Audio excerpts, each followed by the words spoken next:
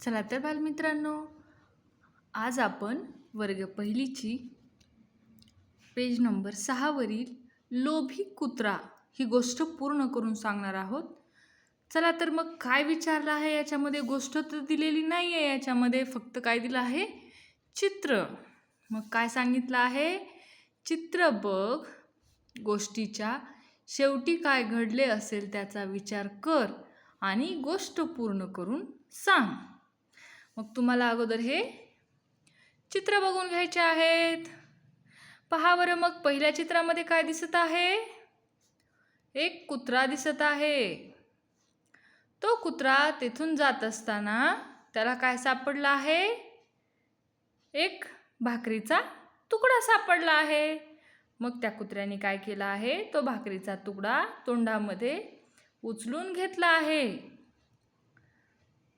आणि तिथून चलत जात असताना कुत्रा भाकरीचा तुकडा घेऊन निवांत ठिकाणी जाऊन खावे असं म्हणून तुकडा तोंडातच ठेवून पुढे निघाला आहे. परंतु या रस्त्यावरून जाताना त्याला एक नदीचा पूल ओलांडावा लागतो. मग पूल ओलांडत असताना कुत्रा नदीमध्ये वाकून पाहतो. मग नदीमध्ये वाकून पाहिल्याच्या नंतर कुत्र्याला काय दिसतं?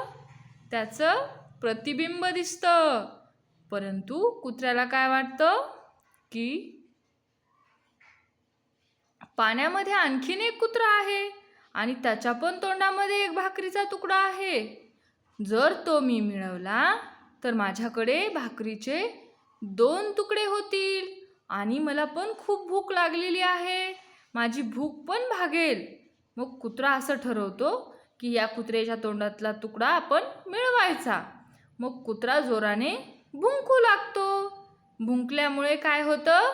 या कुत्र्याच्या तोंडातील भाकरीचा तुकडा पाण्यात पडतो. आणि मग शेवटी काय घडलं असेल?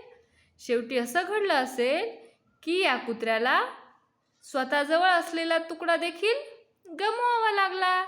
या कुत्र्याचं तर तुकडा भेटलाच नाही, कारण की त्याचंच प्रतिबिंब त्याला पाण्यामध्ये दिसत होतं.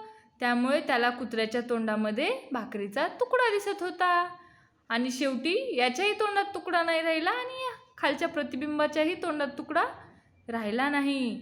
तात्पर्य ह्या गोष्टीचं असं आहे की जे आपल्याकडं आहे त्याच्यातच खुश राहा.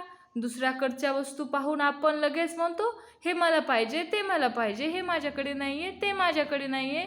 परंतु जे आपल्याजवळ आहे त्याच्यातच समाधानी राहा आणि त्याच्यातच आपलं आयुष्य सुंदर जगा. जास्त मनामध्ये लोभ आणणं कामाचा नसतो. अतिलोभ केला की आपल्या हातात आहे त्याही गोष्टी निसटून जातात.